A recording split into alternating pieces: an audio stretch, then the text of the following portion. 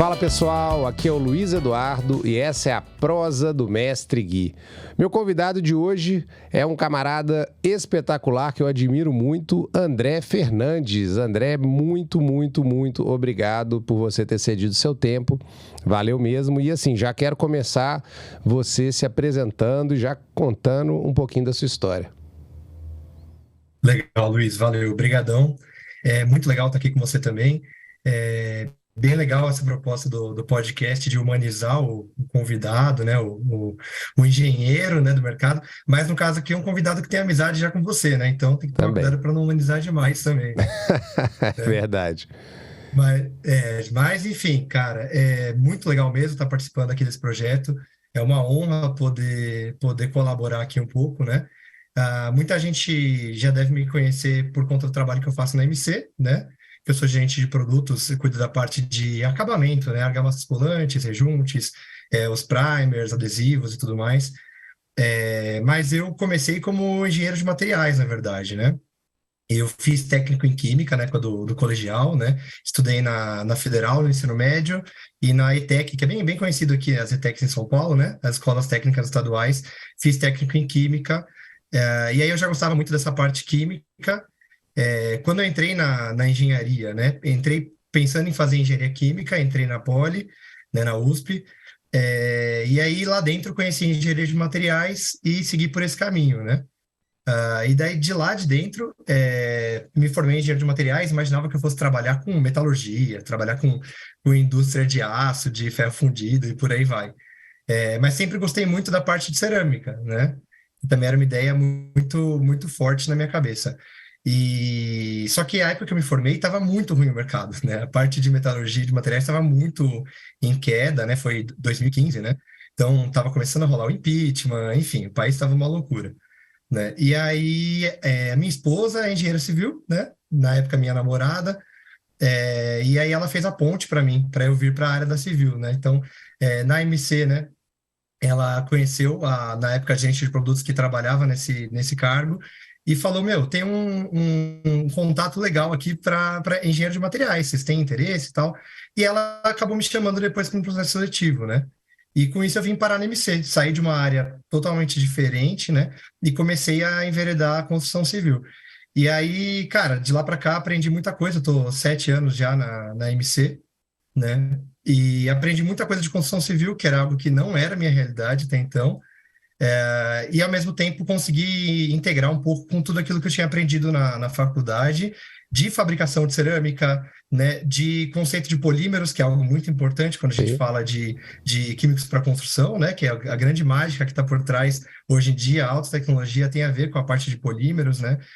Então eu consegui meio que fundir os dois conhecimentos. Eu acho que isso me ajudou bastante a me destacar em alguns casos aí dentro dessa área, né? Isso sempre foi um diferencial legal que eu consegui incorporar. Mas, assim, na grande maioria das vezes eu mais aprendi do que ensinei, porque essa área de construção civil é gigantesca e tem muita coisa para a gente aprender, né?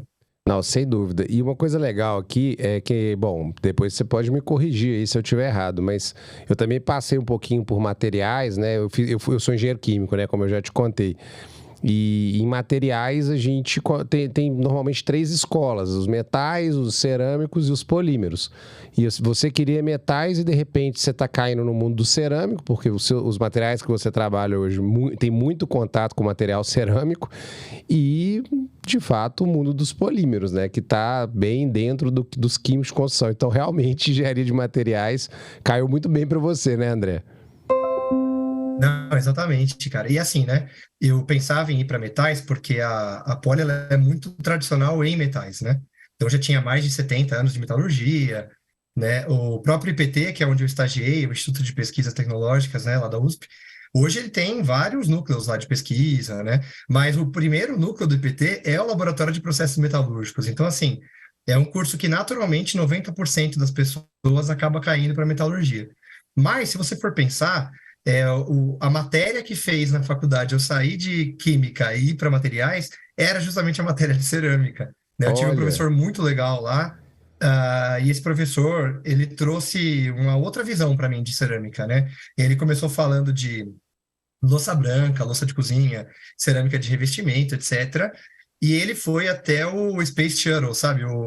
O foguete Sim, espacial, sim. que tem um composto cerâmico na ponta, que aguenta altíssimas temperaturas para cruzar a estratosfera, né? E aí ele falou bastante dos vidros laminados, vidros temperados, né? Como que tem uma tecnologia absurda por trás disso, né? Você fazer compósito de vidro polímero, né? Faz um sanduíche mesmo ali, Sim, muitas vezes chega a ser a prova de bala, né? sim, sim. Então, assim, querendo ou não, o que me encantou primeiro foi essa tecnologia de materiais em cerâmica, né? Aí depois eu acabei trabalhando bastante com metais na época do estágio, pensei que eu iria por esse caminho, mas aí o mundo me jogou de volta para a interface com cerâmica, né? Agora do lado de cá da cerâmica, né? Do Tardos, mas hoje eu preciso Verdade. entender bastante de cerâmica, né? Entender como isso é feito para conseguir desempenhar um bom trabalho, trazendo um bom material para isso, né? Então as coisas acabam casando bem. Legal. Bom, essa é a vida profissional. Em alguns treinamentos que eu participei, que você estava, seja dando treinamento, seja participando como ouvinte, eu sempre vi ali umas guitarras e tal. Ouvi dizer que música também é algo que está aí no seu DNA. Conta um pouquinho. Cara, isso não tem como tirar, não. Eu pensei seriamente na época do ensino médio ali se eu ia fazer engenharia ou música, né?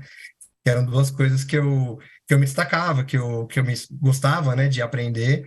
E até hoje eu sou vidrado por instrumento, né? Agora eu tô num outro quarto aqui porque eu vou ter bebê em breve, né? Meu primeiro filho, daqui a 2 meses, e aí o quartinho de música virou o quartinho do bebê, né? Oh, Então a meu gente teve que Deus. refazer tudo aqui.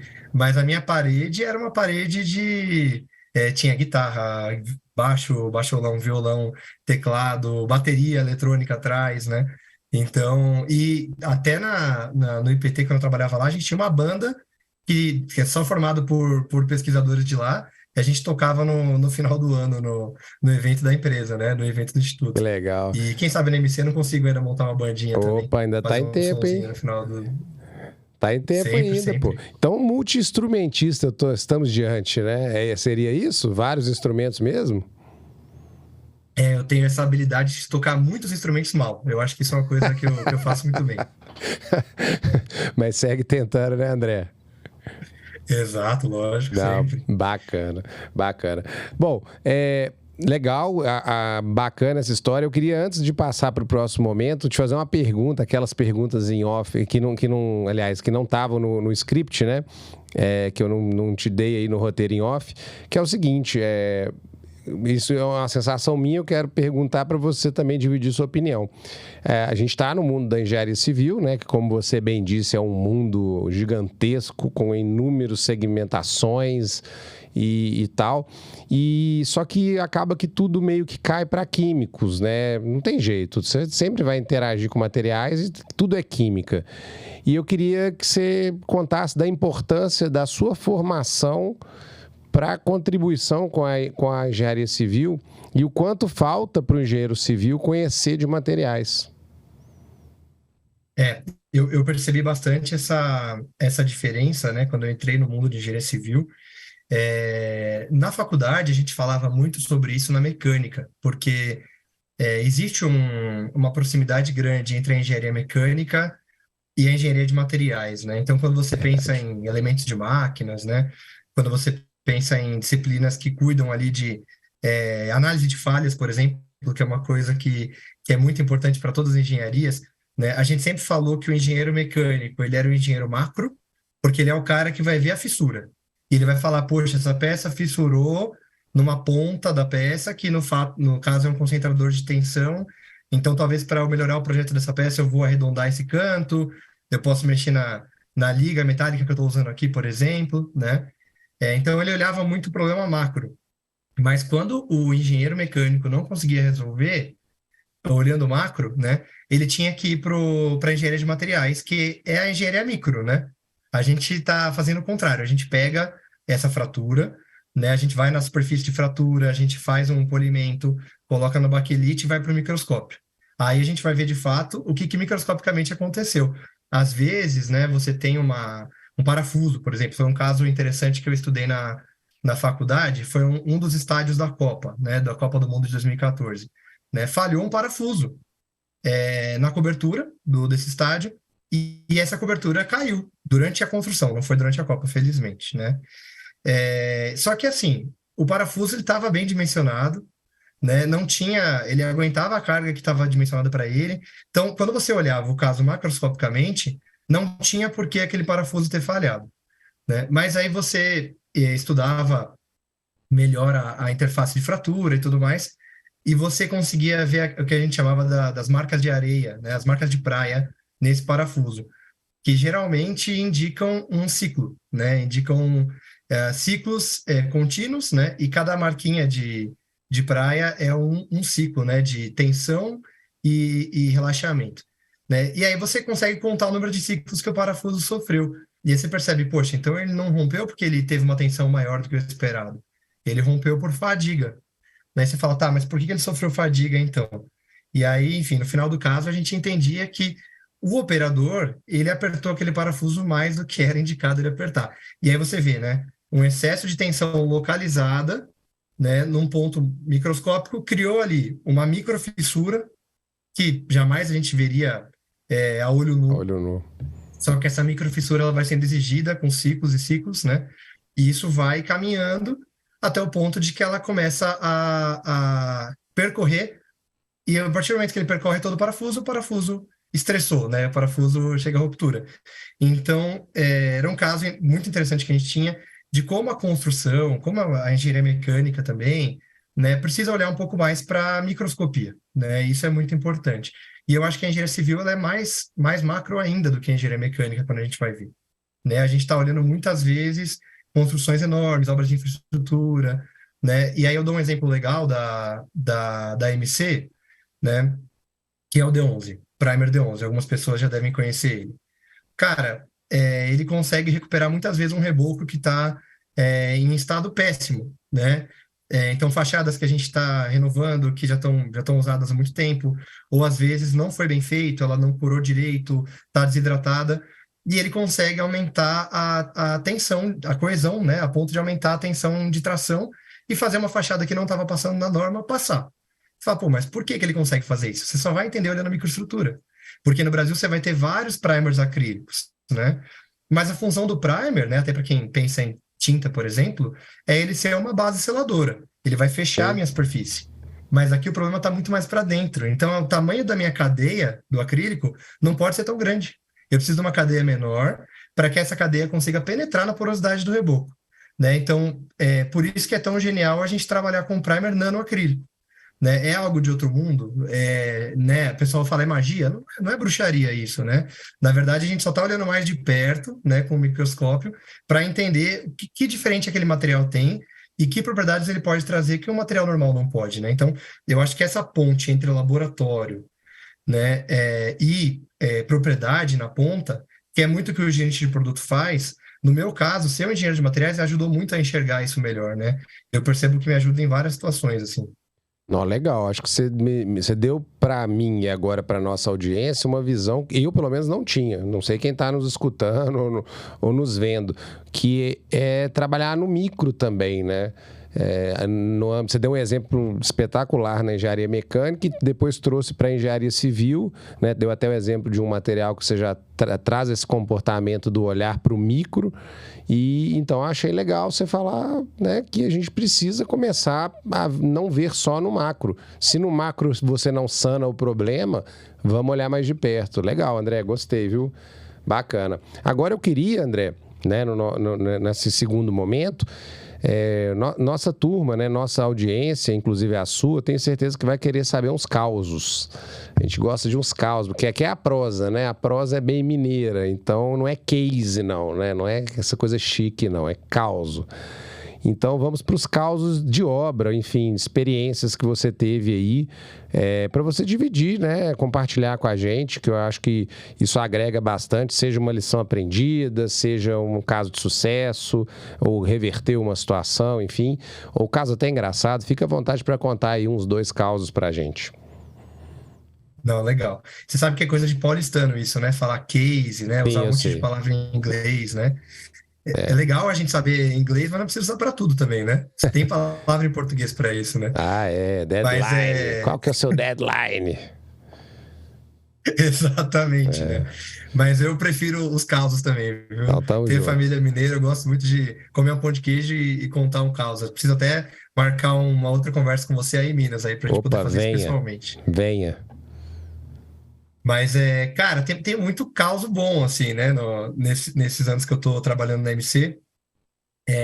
Eu trabalhei muito com varejo, né? Ainda trabalho bastante. Tenho os causos aí de edificações e tudo mais, mas os casos de varejo são muito interessantes, né, cara? Mesmo, às vezes você pensa que é um caso simples, né? Mas não é tão simples assim, né? Tem coisas que aparecem no varejo que você fica meio cabreiro, né? E a maioria das vezes, a gente sabe que tem alguma falha ali no meio da operação, é muito difícil a gente ter um problema de produto, né? Quando a gente tem um problema de produto, a gente, sei lá, deu um problema num lote meu, lá da MC. Cara, esse lote vai ter no mínimo, né, 2.000 quilos, 3.000 quilos, né? E aí, aquele problema começa a aparecer em todo lugar, né? Isso se eu não pegar no controle de qualidade, mas se ele passar do controle, ele começa a aparecer em todo lugar, né? E aí, rapidamente, a gente identifica e recolhe. Mas quando a gente tem um caso ou outro, a gente sabe, né? De partida, a primeira premissa vou olhar todas as condições em volta, porque é muito improvável que seja um problema de produto, né? Então, teve até um caso, né, recente aí de autonivelante, por exemplo, uma argamassa autonivelante que a gente estava vendendo, né? E aí, enfim, é um mercado que, embora seja um mercado de varejo, onde o consumidor final compra, dificilmente ele compra com instalação. E aí você pega uma mão de obra que é um pouco mais especializada do que o cara que está fazendo cerâmica em geral, né? Lógico que tem exceções, mas em geral é uma mão de obra um pouco mais especializada. Isso para piso E o vinílico? cara. Hã? Isso é para piso vinílico?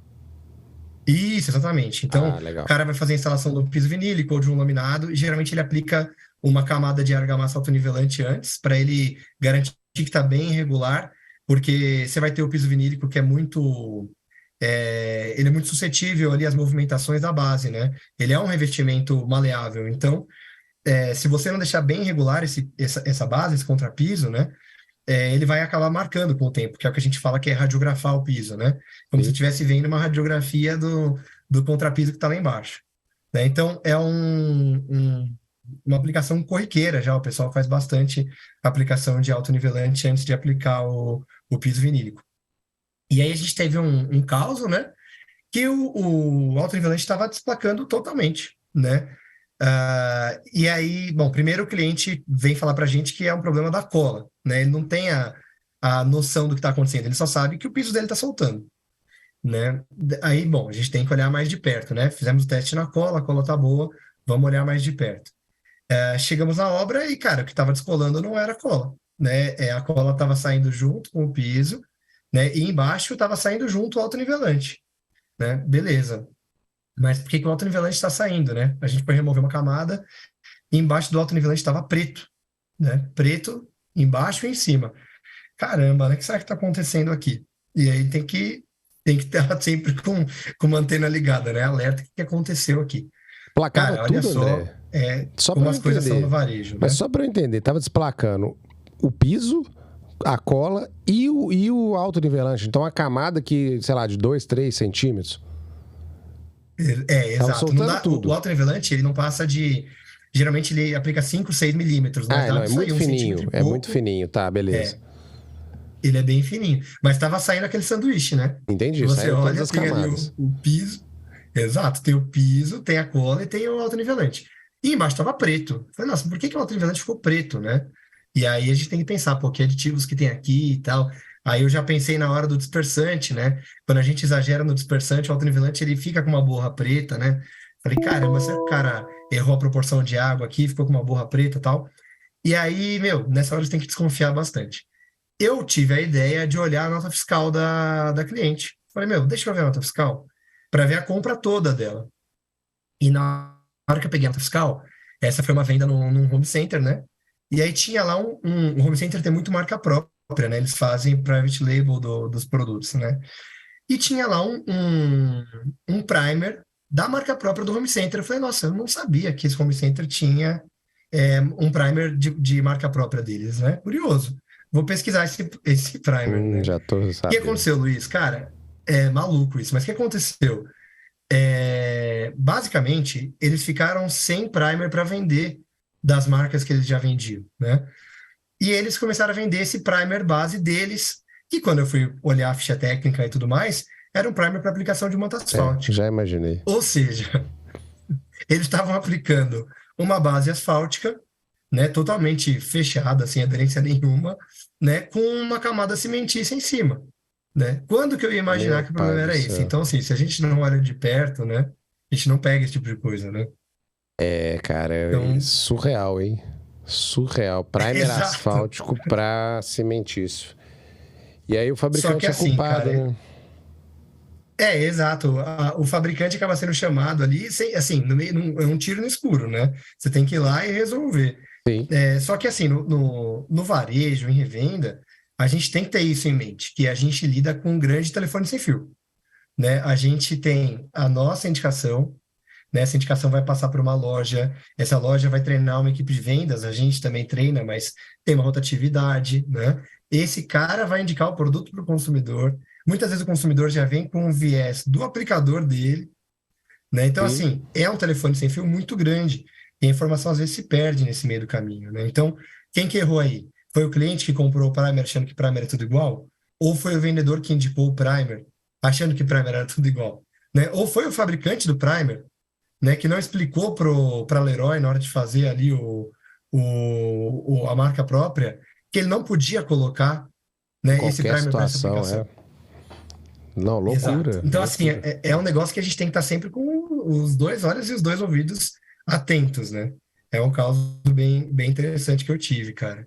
Boa, boa. Esse é E mais bom. Não, alguns aqui eu quero também. mais, mas só para comentar esse caso seu, isso é interessante porque, cara, o serviço que a fábrica tem que ter para atender essas demandas de consumidor final deve ser uma loucura, André. Deve ser uma loucura. Eu Uma fico loucura e, pensando. assim, faz a gente pensar de várias formas, né? Eu tinha um produto no passado que você tinha que puxar a tampa para você ter o bico aplicador, né? E aí muita gente no instinto rosqueava, desrosqueava e tirava o aplicador. Nisso, às vezes o produto vazava, manchava roupa, Entendi. manchava sapato. Cara, é algo que você não vai pensar no mercado de venda direta, porque você vai estar lá com o cara, você vai treinar, o cara é especializado, É né? Então isso você tem aí. que estar de olho em tudo, como você comunica todos os detalhes do produto. Você tem que ter uma faixa ali em cima do bico falando, não desrosqueie, puxe, Isso. né? Então é um mercado interessantíssimo, assim, a gente aprende muita coisa. Acho que tem duas lições aí legais que eu gostei, que uma né, primer não é tudo igual, adorei, isso é muito bom, primer não é tudo igual. E o outro que é a questão de trabalhar num grande telefone sem fio. Tem que ter um nível aí de, não só paciência, mas de sabedoria e ser um bom investigador, né? Porque tem isso também, né, André? Não, total. E a gente tem que aproveitar a tecnologia a nosso favor, né? No Sim. passado eu tinha só a arte da embalagem. Hoje eu tenho o vídeo que eu coloco no meu YouTube, né? Eu tenho a rede social que eu posso engajar muita gente no Instagram, né? Até no TikTok a gente está tendo um engajamento bem legal.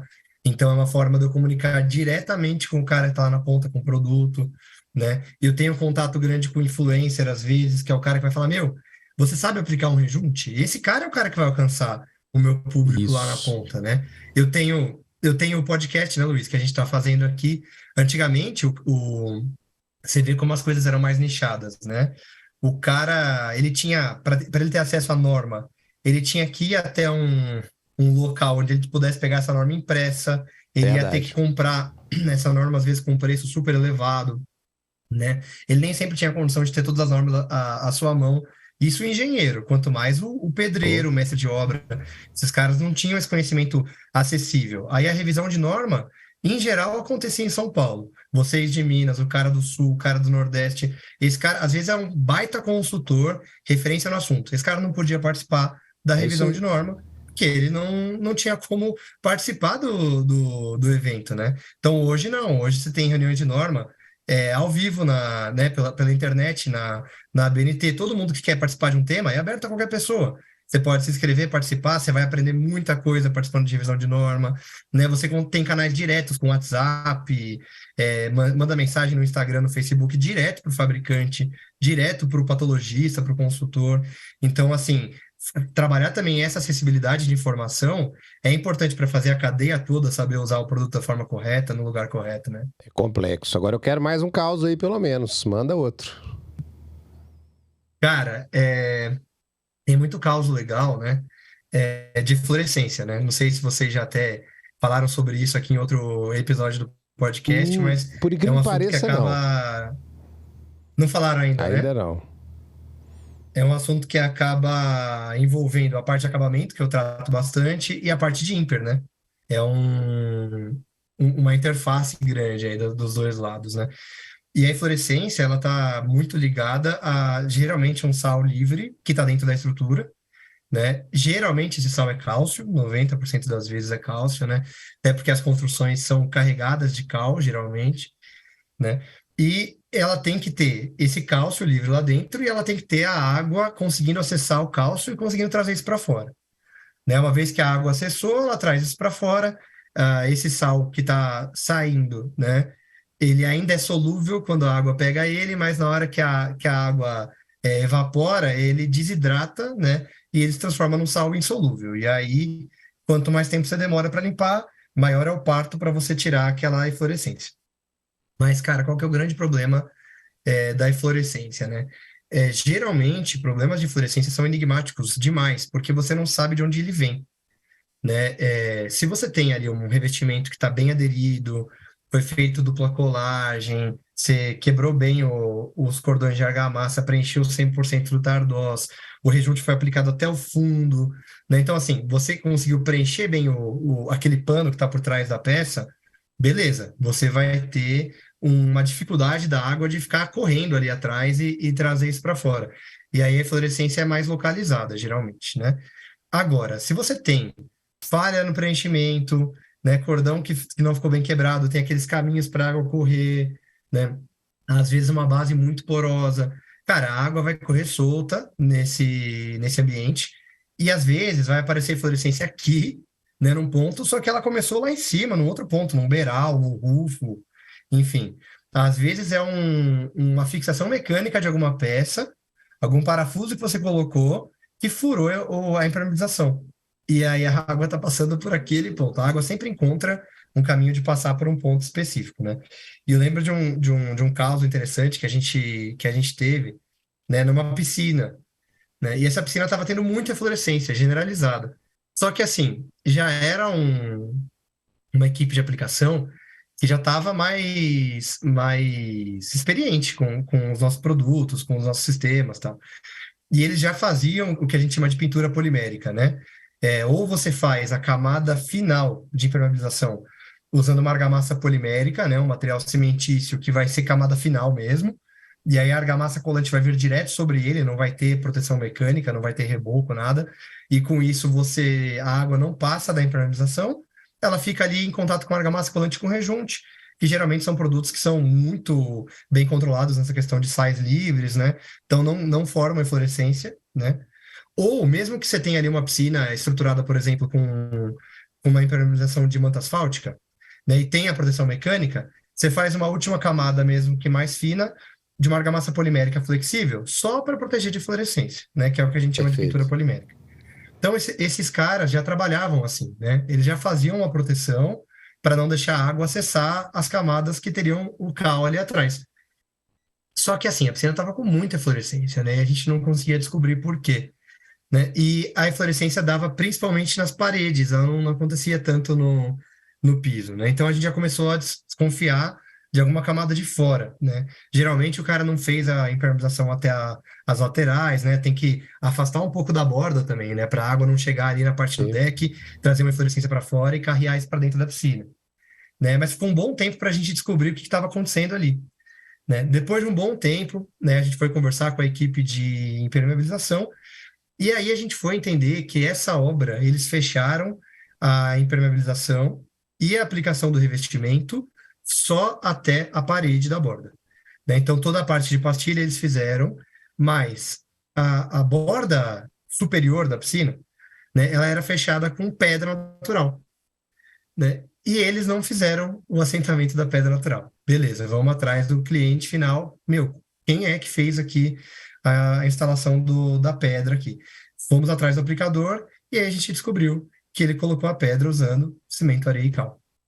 Então, assim, jogou fora todo o trabalho que a equipe fez de impermeabilização Nossa. de toda a piscina, proteção de fluorescência, por causa de uma fileirinha de pedra que ele colocou na borda usando areia, cimento e cal. Ele assentou as pedras fazendo uma argamassa, é isso? Exatamente. Ele fez uma farofa. Antigamente isso era bem comum. Sim, sim, Hoje em dia tem argamassa específica, né, sim, para sim. pedra. Mas, meu, é assim, é É, um detalhe, né, que o cliente não se preocupou no projeto e deixou qualquer um fazer, fez de qualquer jeito e botou toda a impermeabilização da piscina, não infiltrou, beleza, mas a proteção de fluorescência todinha se perdeu por causa disso. É uma história triste aqui, né, na verdade. essa é triste porque, poxa vida, o cliente final acaba tendo, né, um dissabor aí, porque fluorescência é algo, é uma manifestação patológica, esteticamente falando, muito ruim, né? E, enfim, que triste. Essa ficou ruim mesmo, hein?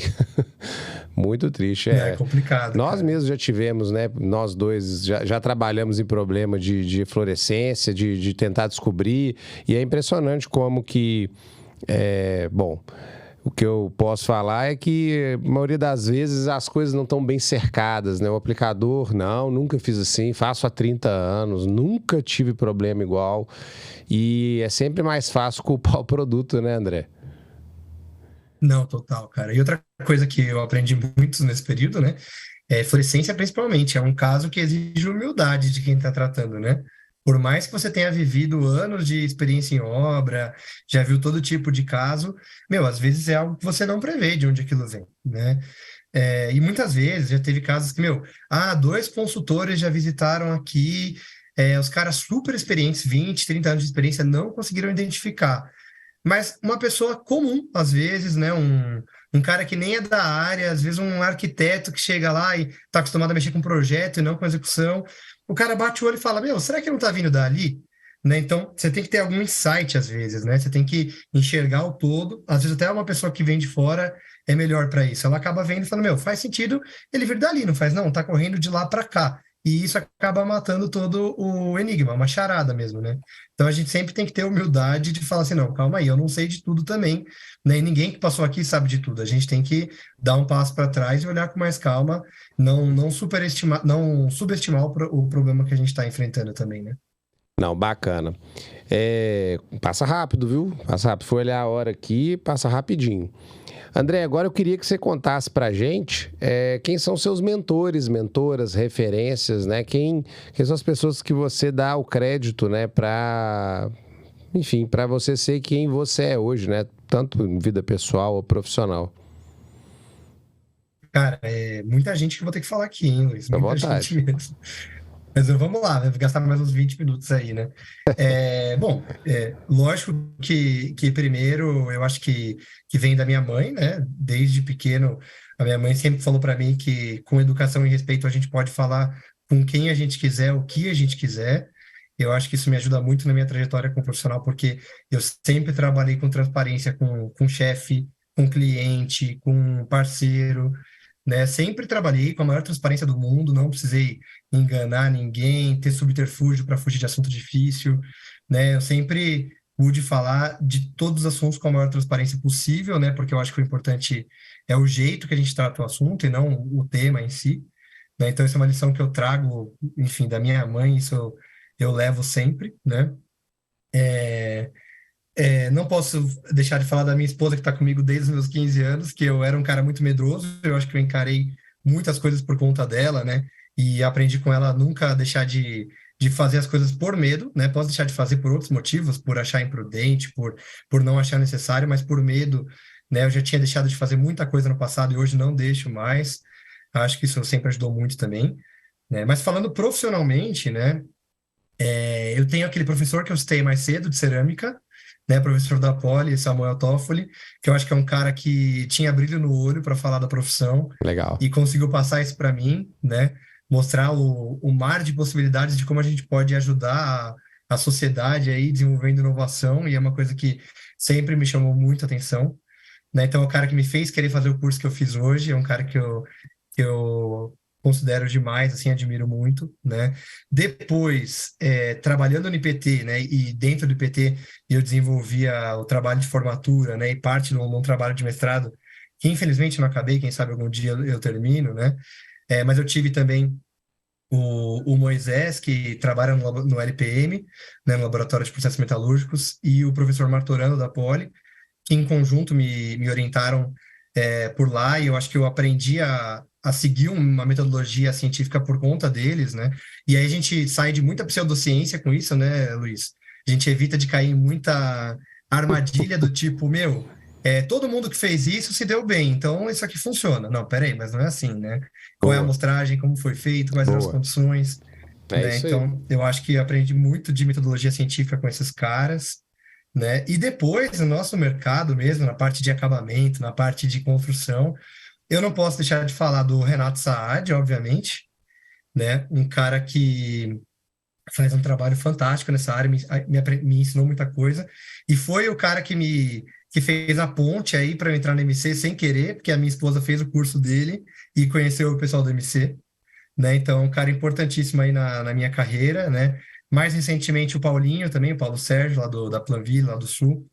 Também um cara que tenta enxergar a engenharia com outros olhos, eu acho que isso é Verdade. muito importante, né? Importante demais a gente sair um pouco da ótica convencional, né? Fugir um pouco desses padrões de hierarquia tradicional da engenharia, alguns bloqueios que às vezes a gente tem no mercado. É um Verdade. cara que está ali com toda a humildade do mundo, meu, desbravando coisas que muitas vezes as pessoas não têm coragem de desbravar, né? Verdade. Com um olhar um pouco diferente disso, né?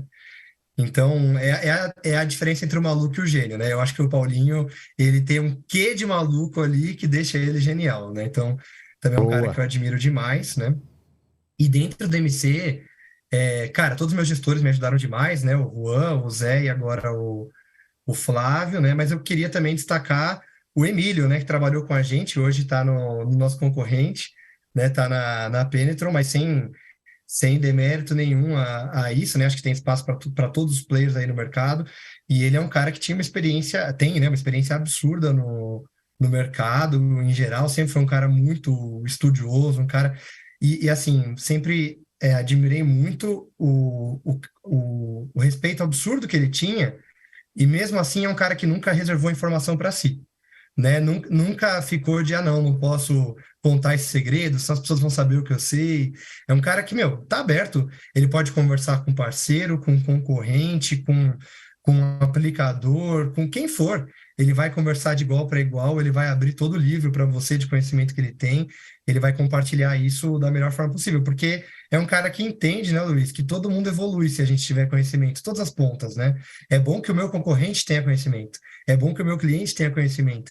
Então, uma lição que eu já pensava dessa forma, mas depois que eu vi ele atuando dessa forma, eu tento levar isso para sempre, assim, nunca reservar nenhum conhecimento que eu tive para mim, porque tudo que eu tenho eu aprendi com alguém, né? Eu tenho que passar isso para frente sempre, né? Show de bola. Ó, lista boa, hein? Que timaço, hein, que você colocou aí. Começando com a família, né? Depois grandes profissionais. Show de bola. Pra gente fechar, passou rapidinho. Bom, a nossa, na Dalminas, né, que realiza o podcast, o nosso tagline, o nosso slogan é tranquilidade que dura, né? Então, eu queria que você falasse o que passa aí na sua cabeça quando você escuta essa frase, tranquilidade que dura. Cara, eu acho que é só o que importa, né, Luiz? Para mim, eu acho que isso é só o que importa. Assim, eu vejo uma sinergia grande com o slogan do MC, né? Que é construir é Verdade. cuidar. Eu acho que tem tudo a ver, né? Mas, assim, é legal ver a engenharia se humanizando um pouco mais, né? No passado tinha uma divisão muito clara do que é exatas, humanas, biológicas. Hoje é tudo mais interdisciplinar, né? E isso é muito importante, né? Porque, cara, muitas vezes o engenheiro estava muito focado em desempenho, propriedade, né? A durabilidade, claro, né? Mas esquecia um pouco do propósito disso, né? O que a gente quer no final das contas? Qual que é a nossa missão enquanto engenheiros, né? É a gente trazer obras que aumentem a qualidade de vida das pessoas, que permitam que elas façam as coisas mais rapidamente ou de uma forma mais fácil, né? Que traga tranquilidade de quem está habitando aquela obra ou transitando por aquela obra, se for uma ponte, né? Um viaduto, o que seja, né? Uma rodovia. Então, assim, querendo ou não, no final das contas, o objetivo final que a gente muitas vezes perdia de vista é trazer tranquilidade para a sociedade, né? Eu acho que eu lembro muito do discurso que o reitor da USP fez quando ele entregou o diploma para a gente, né? Porque, faculdade pública, né, tal, é muito fácil, você tá ali estudando de graça, tal. E eu lembro do reitor que no discurso ele falava assim, né, poxa, a gente investiu, a sociedade brasileira investiu não sei quantos R$ 1.000 por aluno que está aqui se formando hoje. Então, vocês têm uma dívida eterna com a sociedade, né? E a gente tem que ter isso na cabeça, né? Acho que o médico, muitas vezes, tem isso no dia a dia dele, né? O juramento de salvar vidas e tudo mais. E o engenheiro, muitas vezes, o engenheiro, ele é irresponsável com relação a isso, né? A gente tem que cuidar das vidas de quem está passando, a gente tem que trazer tranquilidade para quem está vivendo e convivendo com as nossas obras, né? Então, para mim, essa tranquilidade que dura é só o que importa, cara. Qualquer outra coisa que a gente esteja mirando, que não tem esse fim como objetivo final, a gente está fazendo errado. Espetacular, hein? Essa do reitor aí, espetacular. E gostei do abre aspas, é só o que importa, fecha aspas. André Fernandes, gostei. Show de bola, cara. Terminamos o nosso bate-papo. Queria te agradecer mais uma vez imensamente o seu tempo cedido. Achei extremamente agregador. Acho que você trouxe bastante assunto interessante aqui para dividir com a gente. E agora tá aí o espaço para você fazer seus agradecimentos. Não, legal, Luiz. Cara, obrigado demais por ter me chamado aqui para participar. Espero que a gente consiga fazer outro pessoalmente, né? Tanto aí na Dalminas quanto nos eventos da MC aqui também, né? Que a gente também tem um podcast legal aqui, também tem o MC Fórum, que são os eventos que a gente faz na fábrica, né? De treinamentos e palestras. E queria deixar, assim, super aberto para você, para a galera da Dalminas, para quem estiver assistindo, ouvindo a gente também, a disponibilidade. Eu sou super a favor da gente estar sempre aberto para conversar, para trocar ideia, para aprender. Então, espero de verdade que esse mundo mais acessível que eu falei tanto aqui permita com que as pessoas se sintam mais à vontade para conversar umas com as outras sobre quaisquer temas que elas tenham dificuldades, problemas, né? E que a gente consiga fazer da cadeia construtiva toda uma cadeia mais unida, uma cadeia que se ajuda mais, uma cadeia que aprende mais juntos, né? E que acaba fazendo menos burrada no final das contas, né, Luiz? Esse acho que é o mais importante. Espetacular. Pessoal, espero que vocês tenham gostado do bate-papo com o André. Na próxima semana a gente vai ter mais um capítulo. Um abraço e até lá.